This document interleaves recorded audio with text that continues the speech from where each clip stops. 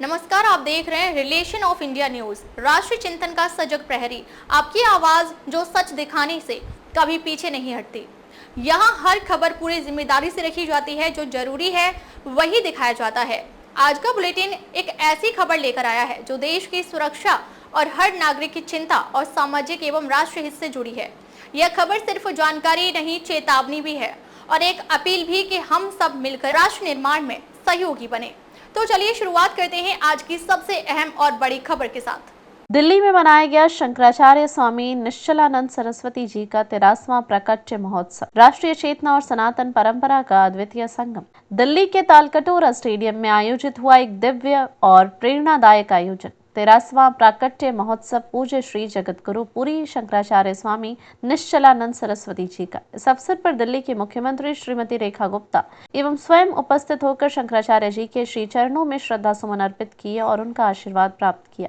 मुख्यमंत्री ने इस कार्यक्रम को भारत की सनातन परंपरा, वैदिक ज्ञान और राष्ट्र चेतना के जागरण का एक दुर्लभ मंच बताते हुए कहा कि शंकराचार्य जी के विचार न केवल आध्यात्मिक उन्नयन के लिए बल्कि राष्ट्र निर्माण की दिशा में भी अत्यंत उपयोगी हैं। उनकी ओजस्वी वाणी समाज में वैचारिक आत्मनिर्भरता और सांस्कृतिक पुनर्जागरण की भावना को जागृत करती हैं। कार्यक्रम में केंद्रीय मंत्री श्री धर्मेंद्र प्रधान और सांसद श्री संबित पात्रा भी विशेष रूप से उपस्थित रहे। धर्मेंद्र प्रधान ने इस अवसर पर अपने उद्बोधन में कहा कि शंकराचार्य जी आदि शंकराचार्य की परंपरा को आगे बढ़ाते हुए भारतीय एकता, दर्शन और शिक्षा के क्षेत्र में अमूल्य योगदान दे रहे हैं। उन्होंने शंकराचार्य जी को वैदिक गणित और विज्ञान का प्रज्ञा भंडार बताते हुए कहा कि उनके मार्गदर्शन में चलने वाले गुरुकुल आज भी समाज को चरित्र निर्माण और धर्म आधारित शिक्षा की दिशा में आगे बढ़ा रहे हैं।